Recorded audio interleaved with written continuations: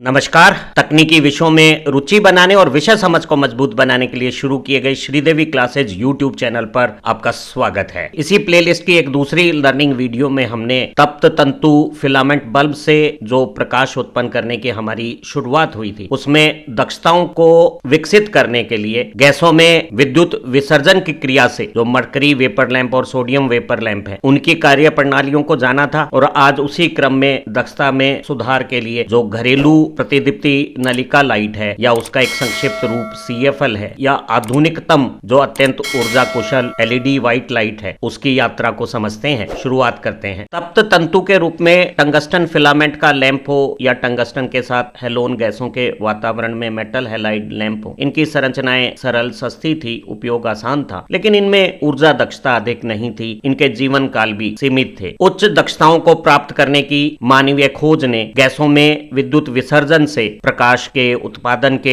Mercury vapour lamp और sodium vapour lamp की खोज की। लेकिन ये मरकरी वेपर लैंप भी केवल उच्च दाब पे अभिलाक्षणिक नीले रंग का प्रकाश देता है। अधिकांश विकिरण पराबैंगनी स्वरूप के हैं, जिन्हें दृश्य में बदलने के लिए हमने फॉस्फोर पदार्थों का इस्तेमाल किया। लेकिन इन्हें सुरक्षित घरेलू उपयोग में कम दाब की स्थितियों में छोटी लैंप और चौक संरचनाओं के साथ सभी तरह के रंग देने की जो हमारी जरूरतें हैं, उन्हें पूरा करने के लिए अमेरिका की जो प्रकाश लैंप बनाने वाली कंपनियां थी, उन्होंने 1950 में घरेलू ट्यूबलाइट का ये 4 फुट या 2 फुट का क्रमशः 40 वाट और 20 वाट का जो अत्यंत ऊर्जा कुशल स्वरूप था, उसे विकसित कर लिया। इस विकास यात्रा में सबसे महत्वपूर्ण बात थी फॉस्फोर पदार्थ, जो अलग अलग पदार्थों के टंगस्टेट, सिलिकेट और जिंक के सल्फाइड के कॉम्बिनेशन से बनते हैं। वो कम दाब में जब हम यहाँ मरकरी गैस में विद्युत विसर्जन से पराबैंगनी प्रकाश पाते हैं, तो उस प्रकाश को यहाँ अवशोषित करते हैं और द्वितीयक उत्सर्जन से दृश्य प्रकाश के सभी रंगों का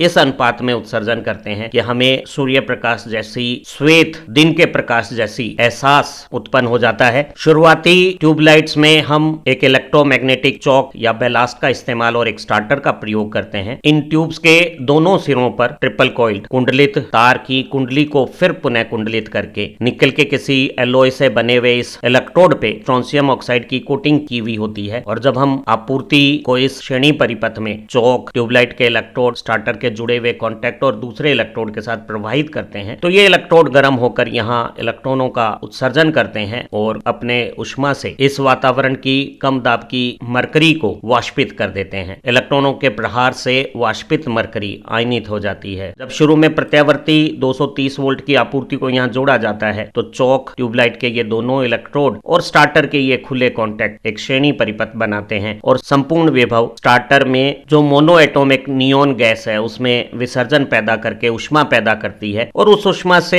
स्टार्टर के द्विधातु पत्तियां मुड़कर आपस में जुड़ जाती हैं और इस संपूर्ण हुए परिपथ में धारा प्रवाह से ये जो ट्यूबलाइट के निकल एलॉय के इलेक्ट्रोड्स हैं, जिन्हें हमने कुंडलित करके पुनः कुंडलित किया है, ये ट्रिपल कॉइल जो हमारे इलेक्ट्रोड है, जिन पर स्ट्रोंशियम ऑक्साइड की कोटिंग की हुई है, वो धारा प्रवाह से जब गर्म होते हैं तो इलेक्ट्रॉनों का उत्सर्जन करते हैं। नलिका में उष्मा उत्पादन से मरकरी वाष्पित हो जाती है और वाष्पित मरकरी के अणुओं पे इलेक्ट्रॉनों के प्रहार से आयनीकरण हो जाता है। इसी दौरान स्टार्टर में जो शुरुआती विद्युत विसर्जन से उष्मा उत्पन्न हुई थी, उसका निकास होने पर ये कॉन्टैक्ट एक बार फिर खुल जाते हैं। अचानक चौक कुंडली की धारा में परिवर्तन से एक उच्च विभव की उत्पत्ति होती है और वो विभव स्टार्टर के खुले कॉन्टैक्ट और दोनों इलेक्ट्रॉनों के बीच में जो आपस में समांतर में है जब आता है, तो पूर्व में आयनित हुए इस वातावरण में विद्युत धारा का प्रवाह शुरू हो जाता है। हम कहते हैं चौक एक वोल्टेज वृद्धिकरण बैलास्ट का काम करती है और इलेक्ट्रोडों के बीच में विसर्जन के लिए आवश्यक शुरुआती उच्च विभव उत्पादित करती है। विसर्जन की प्रक्रिया के दौरान विभव में त्वरित इलेक्ट्रॉन मरकरी के अणुओं से टक्कर करके मरकरी में कक्षीय इलेक्ट्रॉनों को उत्तेजित करके उच्च ऊर्जा स्तर के कक्षकों में ले जाते हैं और वही उच्च ऊर्जा के कक्षकों के इलेक्ट्रॉन जब नीचे के ऊर्जा स्तरों में संक्रमण करते हैं, तो कम दाब की इस मरकरी में हमें अभिलाक्षणिक पराबैंगनी प्रकाश प्राप्त होता है। संपूर्ण विकिरण जो विद्युत विसर्जन में उत्पादित हो रहे हैं, उसमें अधिकांश अंश पराबैंगनी स्वरूप का है। वो पराबैंगनी प्रकाश यहाँ जो हम फॉस्फोर मटेरियल की कोटिंग करते हैं, जिसमें जिंक सल्फाइड के साथ अलग अलग पदार्थों के टंगस्टेट, सिलिकेट और बोरेट्स का इस्तेमाल किया है, वो पराबैंगनी प्रकाश विकिरणों का अवशोषण करके अपने स्वयं के कक्षीय इलेक्ट्रॉनों को उत्तेजित करते हैं और वो इलेक्ट्रॉन जब वापस नीचे के कक्षकों में संक्रमण करते हैं तो अलग अलग अभिलक्षणों से हमें लाल, नीला, पीला, हरा, बैंगनी, नारंगी सभी प्रकार के प्रकाशों का ऐसा मिश्रण प्राप्त हो जाता है। आधुनिक तकनीक से हमने फ्लोरोसेंट ट्यूब के अंदर की सतह पे फॉस्फोर पदार्थों का चयन इस प्रकार कर लिया है कि वो सूर्य के प्रकाश की जैसे सभी रंगों को देने वाला श्वेत प्रकाश उत्पादित करती है। तो अंदर विसर्जन से पराबैंगनी प्रकाश उत्पन्न हुआ, फॉस्फोर पदार्थों ने इसे द्वितीयक उत्सर्जन से दिन के प्रकाश जैसी रोशनी में बदल दिया है। एक 4 फुट लंबी 40 वाट की ट्यूब लाइट प्रति वाट 60 ल्यूमन का प्रकाश उत्सर्जन करते हुए कुल 2400 ल्यूमन का प्रकाश उत्सर्जित कर सकती है। लेकिन इसी के साथ जो हम चौक कुंडली इस्तेमाल करते हैं उसमें 10 से 20 वाट अतिरिक्त ऊर्जा व्यय इस प्रक्रिया के दौरान होता है। चौक इस संपूर्ण परिपथ के शक्ति गुणांक को भी कमजोर करती है, तो यहाँ सप्लाई के समांतर में हमें शक्ति गुणांक सुधार के लिए एक संधारित्र का भी प्रयोग करना आवश्यक है। आधुनिक उच्च ऊर्जा दक्षता की हमारी जो मांग है उसने बगैर स्टार्टर के एक इलेक्ट्रॉनिक बैलास्ट के साथ नई तकनीक का आविष्कार किया, जिसमें हम मेन एसी सप्लाई को डिस्टकारी करके एक उच्च आवृत्ति की प्रत्यावर्ती संकेतों में बदल देते हैं। उच्च आवृत्ति पे चौक कुंडली का प्रेरकत्व का मान हमें कम होने पर भी उच्च वोल्टेज का बलास्ट प्राप्त हो जाएगा। इस इलेक्ट्रॉनिक चौक के जो 4 आउटपुट हैं वो स्वचालित तरीके से इलेक्ट्रोडों को गर्म करते हैं, इलेक्ट्रॉनों का उत्सर्जन करते हैं और माध्यम के मरकरी के आयनन की प्रक्रिया वाष्पन के बाद होती है। और यहाँ इन दोनों इलेक्ट्रोडों के बीच में उच्च आवृत्ति कम प्रेरकत्व की चौक के साथ भी हाई वोल्टेज का बैलास्ट बनाकर बिना स्टार्टर के इंस्टेंट दोनों इलेक्ट्रॉनों के बीच में विसर्जन उत्पन्न कर देती है। इस तरह के इलेक्ट्रॉनिक चौक में जो अतिरिक्त ऊर्जा हानि होती है वो 2 वाट या इससे भी कम है। तो हमारी जो परिपथ की कुल दक्षता है उसमें एक इलेक्ट्रॉनिक चौक के साथ बढ़िया सुधार हो गया। आधुनिक इलेक्ट्रॉनिक चौक वाली ट्यूबलाइट की दक्षता अच्छी है, लेकिन 4 फुट लंबी पट्टी साथ में बैलास्ट के कारण इसे सुविधाजनक छोटे स्थानों और कम रोशनी के लिए इस्तेमाल नहीं किया जा रहा था। और 1973 में जो अरब देशों में तेल के संकट से ऊर्जा लागतों में जो वृद्धि हुई उसने अति कुशल फ्लोरोसेंट जो विसर्जन बल्ब हैं उन्हें छोटी वोल्टेज में घरेलू उपयोगों के लिए सुविधाजनक स्वरूप के साथ बनाने की मांग बढ़ा दी। और अमेरिकन कंपनी सिल्वेनिया और जनरल इलेक्ट्रिक ने ट्यूबलाइट के उस चौक को छोटा आकार दिया और इस तरह की व्यवस्था बनाई कि वो लैंप के साथ ही एक ही संगठन में फिट हो जाए। नलिका को इस तरह से मोड़ा गया कि वो छोटे आकार में एक बंद परिपथ बना ले। इस तरह से जो कॉम्पैक्ट फ्लोरोसेंट लैंप्स बने उनमें ट्यूबलाइट जैसी ही ऊर्जा दक्षता थी और इनका काफी लंबा जीवन काल था। सामान्य बल्ब जो 1000 घंटे चलता है उससे ये 5 गुना ज्यादा 5000 घंटों तक की सेवा काल उच्च दक्षता के साथ करने लगे। लेकिन इन विसर्जनों में पराबैंगनी प्रकाश का अधिक मात्रा होना, निर्माण प्रक्रिया में जो मरकरी का इस्तेमाल होता है वो लैंप के खत्म होने के बाद पर्यावरण में प्रदूषण का भी कारक रहा। इन कारणों से इन फ्लोरोसेंट लैंपों को तेजी से विकसित होने में शुरुआती बाधा का सामना करना पड़ा। शुरुआत में इस तरह की स्पाइरल शेप में लैंप की फिटिंग बनाना, इलेक्ट्रॉनिक चौक को साथ में हाउस करना तकनीकी रूप से भी मुश्किल जटिल कार्य था। इनकी निर्माण व्यवस्थाएं भी बहुत महंगी थी, तो इनकी कुल लागतें भी अधिक होने के कारण ये सामान्य फिलामेंट लैंप को उपयोगों में प्रतिस्थापित नहीं कर पा रही थी। क्योंकि 1990 तक इस तरह के CFL आकार में काफी भारी भरकम और गैर विश्वसनीय परफॉर्मेंस वाली मानी गई। लेकिन 1990 के बाद चाइनीज इंडस्ट्रीज के विशेष प्रयासों से इन CFL की परफॉर्मेंस में भारी सुधार हुआ, लागतों में कमी आई, इनकी दक्षताएं सामान्य ट्यूबलाइट जैसी दक्षताओं को प्राप्त कर गई और इनके जीवन काल भी लंबे हो गए, विश्वसनीयता में भी वृद्धि हुई। तो इस तरह के CFL ने तप्त तंतु फिलामेंट वाले सभी बल्बों को उपयोग से बाहर कर दिया और सभी घरेलू एप्लीकेशंस में CFLs का इस्तेमाल होने लगा। आधुनिक सेमीकंडक्टर इलेक्ट्रॉनिकी ने प्रकाश उत्सर्जन करने वाले diode, light emitting diode LED के रूप में एक सॉलिड स्टेट प्रकाश लैंप दे दिया जो कम विभव पे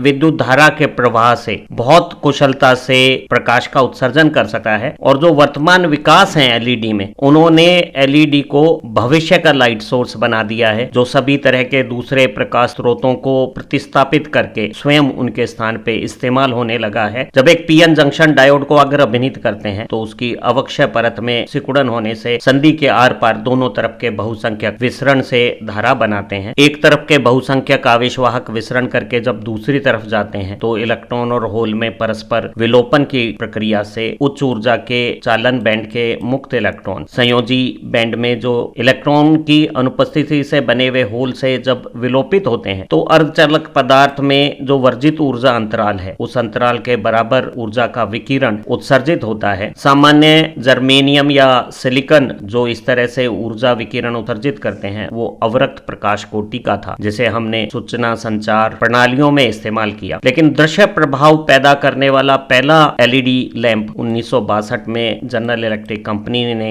अर्धचालक आधार पदार्थ के लिए 3-5 कॉम्बिनेशन गैलेनियम आर्सेनाइड फॉस्फाइड का इस्तेमाल करके किया। जो शुरुआती गैलेनियम आर्सेनाइड फॉस्फेट है, इसे हम जब 1.8 वोल्ट पे इस्तेमाल करते हैं तो वो लाल रोशनी का उत्सर्जन करता है, और जब ऑपरेटिंग वोल्टेज बढ़ाई जाती है तो ये ऑरेंज नारंगी प्रकाश का उत्सर्जन करने लगा है। इन्हीं 3-5 कॉम्बिनेशंस के पदार्थों की मदद से अल्युमिनियम इंडियम गैलियम फॉस्फाइड ने पीला प्रकाश और गैलियम फॉस्फाइड ने हरे रंग का प्रकाश उत्सर्जित कर दिया। लेकिन पहली बार सफेद प्रकाश पैदा करने की बात गैलेनियम नाइट्राइड आधारभूत अर्धचालक पदार्थ के साथ संभव हुई, जिसने 5 वोल्ट पे इस्तेमाल होते समय अभिलाक्षणिक नीला रंग प्रदान करना शुरू किया। एक एलईडी में पी प्रभाग को अगर अभिनीत के साथ मेटल कॉन्टैक्ट से धन विभव दिया जाता है और एन प्रभाग को एक इस तरह के धात्विक संपर्क के साथ ऋण विभव दिया जाता है, जिसकी आंतरिक परत पर एक प्रकाश परावर्तक परत बिछाई हुई होती है। दोनों तरफ के बहुसंख्यक अगर अभिनीति में जब विसरण करते हैं तो एक दूसरे से मिलकर इस संधि स्थल पर विलोपन की प्रक्रिया से विद्युत चुंबकीय फोटोन का उत्सर्जन होता है, और अधिकांश फोटोन यहाँ कार्य क्षेत्र में हमें उपलब्ध हो जाए इसके लिए धन इलेक्ट्रोड के आकार को छोटा रखा गया है, ऋण इलेक्ट्रोड के ऊपर पारदर्शक परत बिछाई हुई है, और यहाँ हमें दृश्य विकिरण अगर हमारे पदार्थ इंडियम गैलियम एल्युमिनियम फॉस्फाइड प्रकार के सेमीकंडक्टर हैं तो प्राप्त हो जाते हैं। एक एलईडी अपने अभिलाक्षणिक आधारभूत पदार्थ के गुणों के अनुसार लाल, नारंगी, हरा या नीला प्रकाश का उत्सर्जन करती है। बहुरंगी एलईडी के लिए हमने 3 जो बेसिक लाल, हरा और नीला लाइट देने वाले एलईडीज के कॉम्बिनेशंस को बनाया, और उनमें अगर अभिनीति में प्रवाहित धारा की तीव्रता को इच्छित रंग अनुसार नियंत्रित किया, और इस तरह के 3 बेसिक कलर की एलईडी के छोटे छोटे कॉम्बिनेशंस को हमने आधुनिक एलईडी टीवी स्क्रीन और कंप्यूटर के मॉनिटर्स पे इस्तेमाल किया। तीनों जो बेसिक लाल, हरे और नीले प्रकाश के एलईडी का जो कॉम्बिनेशन है उसे हम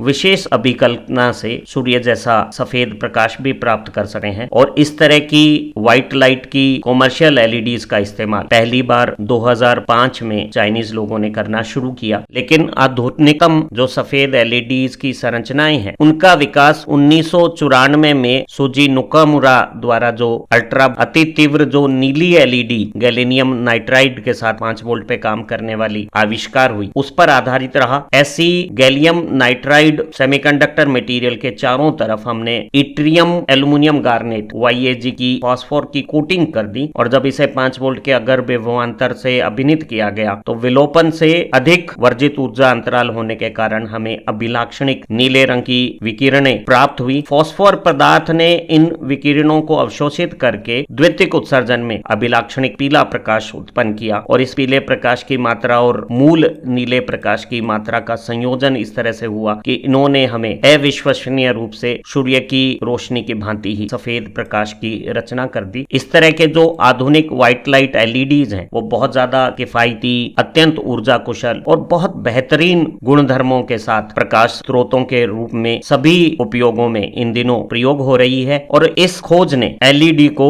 भविष्य के लाइट स्रोत के रूप में स्थापित कर दिया है। आधुनिक एलईडी है वो बहुत छोटे आकारों में उपलब्ध है, ये बहुत ज्यादा ऊर्जा कुशल है, इनमें विशिष्ट दिशाओं में प्रकाश विकिरण उत्सर्जन करने की गुणधर्म है। जब हम एलईडी का विन्यास कर लेते हैं ठीक तरह से तो हमें किसी तरह के रिफ्लेक्टर या डिफ्यूजर फिटिंग्स में आवश्यक नहीं रहते, तो हमें सीधे प्रकाश कार्यस्थल पर भेजने पर अतिरिक्त प्रकाश उत्सर्जन दक्षता की प्राप्ति होती है। एलईडी बिना ऊष्मा उत्पादन के सिर्फ रोशनी के लिए दृश्य प्रकाश उत्पन्न करती है। ये तत्काल प्रकाश उत्सर्जन कर सकती हैं। इनकी जिंदगियां बहुत लंबी हैं और एक सामान्य एलईडी 25,000 घंटे तक काम कर सकती है। हम इनके प्रकाश की मात्राएं, रंगों के गुण, इनको भी नियंत्रित कर सकते हैं। मनचाही आकृति में इन्हें बना सकते हैं। सजावटी और विशिष्ट सौंदर्य बोध की लाइटें भी एलईडी की मदद से बनाई जा सकती है, और तकनीक के विस्तार ने अब इन्हें इतना किफायती बना दिया है कि ये सभी तरह के दूसरे प्रकाश स्रोतों को हमारे